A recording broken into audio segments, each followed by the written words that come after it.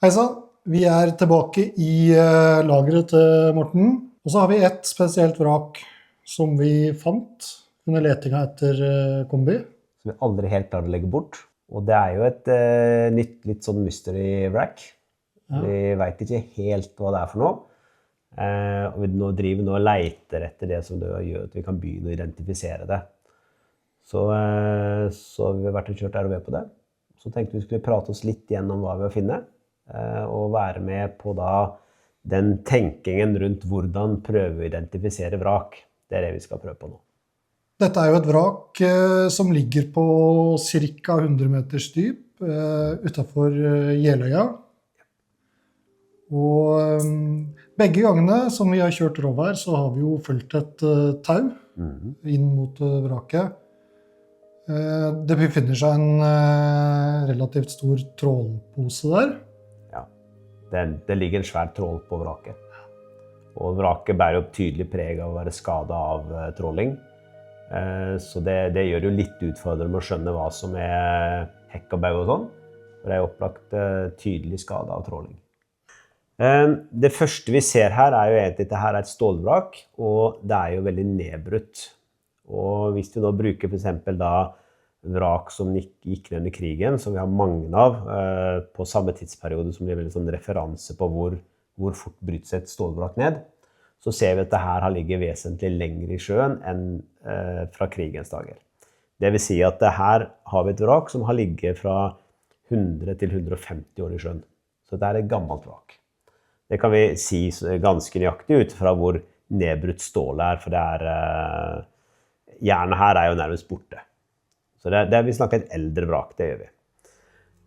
På ROV-kjøringen så kommer vi inn ganske sånn midtskips, sannsynligvis.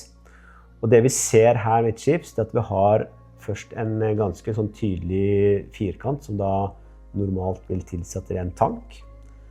Og det som veldig interessant, at rundt den tanken så ligger det masse flasker. Og det vil si at da vi sannsynligvis i området med Byssa Pantry-området. Og de flaskene for så vidt interessant å studere. Fordi at det ikke håndblåste, de maskinpresset. Og håndblåste gjorde de opp til sånn 1880. Da var det bare håndblåste. Så gikk det en gradvis overgang da til halvveis de blåste noe, presset noe, sånn til rundt 1900. Men fra 1920 så var det bare maskinpresset flasker. Det andre som interessant med flaskene at de klare flasker. Og håndblåste flasker stort sett grønne, fordi at det å få klart glass, det mye mer krevende. Hvis du bare blåser flaske, så det normalt grønn. Det å få klart glass, da krever det at du renser sanden når det mye sånne renseprosesser rundt det. Det vil si at det var bare de dyre flaskene som var klare. Og det begynte man heller ikke med for sånn rundt 1920. Og det vil jo si at mest sannsynlig så har vi her flasker som da indikerer at de fra rundt 1920-området et sted. Så sånn sett flasker interessante for å sånn tidfeste vraket. Det drar jo vraket da mer mot 100-årsdelen enn 150-årsdelen. En annen ting som gjør at vi ganske sikre på at det her Byssa Pantry-området, det jo det at vi ser en tallerken som ligger også ned i siden her. Slik at vi har tallerken og vi har en del flasker og sånn. Litt lengre det som vi da tror mot hekken. Vi litt sånn på tro-stadiet her. Det såpass vanskelig å tyde dette her at vi tror det mot hekken. Der ligger også en tank. Den ser vi, den jo rustet en god del stykker, men det en tydelig rund og solid tank. Og så på toppen har det et sånt mannhull, skrudd mannhull. Og så ser vi også at det en krane der. Og det vil jo si at det her med stor sannsynlighet en trykktank. Det hadde man jo på enkelte fartøy, for eksempel å starte en semidiesel eller tilsvarende, så hadde man trykktanker. Uten at jeg vet hva som har vært på det skipet her, men det nok en trykktank vi ser ligge der. Ellers bakover mot det vi har mot hekken, så det ganske så tydelig skrogside. Den ikke stor, men vi har et område med tydelig skrogside. Og her ligger det veldig mye deler, og det vanskelig å tyde helt hva vi ser, så her må vi tilbake og kjøre mer RV. Vi har ikke nok opplysninger, men vi har jo nå laget en tydelig skisse, og laget oss en prioritering på hva vi nå skal begynne å kjøre på. Så når vi får skissa opp vraket, og bruker den skissen da, til den videre kjøringen, for å begynne å identifisere dette her mer og mer. Det området vi har mest kontroll på jo det området her, og litt opp etter siden her sånn. Her har vi det som vi opplagt oppfatter som bysseområdet, og så har vi en trykktank som ligger her. Så det har vi ganske god kontroll på. Og så kommer vi til et parti her, der vi opplagt går over en skuteside, som da forsvinner oppover i den retningen her, og etter hvert da går inn til det som vi opplever som hekken. Men det her fortsatt litt uklart for oss.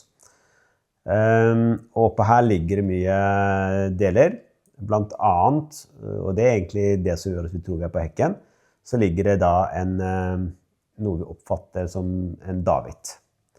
Slik at derfor har vi en antagelse om det området her på hekken. For det såpass nedbrutt at det vanskelig å se hva som hva her. Videre, så når vi da kommer foran det her Pantry-området, så da har vi jo da last. I det området her så ligger det ganske mye last, og vi ser også tydelige skutesider på hver side. Så her har vi opplagt et lasterom. Og så ligger det en veldig tydelig konstruksjon her, så vi ikke klarer å skille ut hva for noe. Men det også her, det området her nå veldig berørt av trål, og trålen ligger jo da rett her nede, og har dratt med seg mye deler utover i området, og dratt med seg litt murstein og sånn, slik at det området her jo veldig berørt av tråling. Det området vi nå har minst kontroll på, det det området her. Det har vi ikke kjørt på det hele tatt, slik at den delen av vraket har vi egentlig lite kontroll på ennå. Vi har noen ganger sett litt bort på siden, men vi vet egentlig ikke hva som her borte. Og så har vi egentlig ikke oversikt over den delen av vraket, hvor langt det går eller tilsvarende. Fordi at trålen ødelagt så mye at vi har ikke fått skikkelig overblikk her borte. Det som kanskje den mest sannsynlig at vi skal klare å identifisere vraket på, det jo last. Vi kommer videre fremme på vraket, så det opplagt et parti der det ligger stabla murstein. Og det en veldig spesiell type murstein, jeg har aldri sett det før. Men den ligger opplagt stabla slik at dette her nok en del av lasta til fartøyet. Og bør da kunne klare å finnes igjen på en eller annen lastliste. Og det som gjør at jeg tror kanskje vi skal klare å bruke det her til å identifisere, det jo type stein. Jeg har ikke sett det før. Jeg vet ikke om du har sett dette her før? Nei, det har jeg ikke. Nei, og det her noe hule murstein, som da, så vidt vi har klart å google oss litt frem til, kanskje har vært brukt i etasjeskillere. Vi vet ikke. Og det jo egentlig noe vi gjerne kunne fått litt hjelp til. Om det noen som kjenner igjen hva den type stein, noen som setter et sted der det har vært i bruk. Så det veldig interessant å få vite nøyaktig hvilken type stein dette her, og gjerne da hvilke land som produserte det. For jeg vil si noe om hvor da fartøyet beveger seg. Altså kom det for eksempel fra utlandet? Kom det fra England eller Nederland, eller hvem lagde de steinene? Og mest sannsynlig så var det da på vei til eller fra Oslo. Det jo forholdsvis forutsigbart, utifra hvor det ligger. Så det å få informasjon fra folk som vet hvilken type stein dette her det nyttig for oss når vi skal jobbe videre med å identifisere vraket. Det var det vi hadde.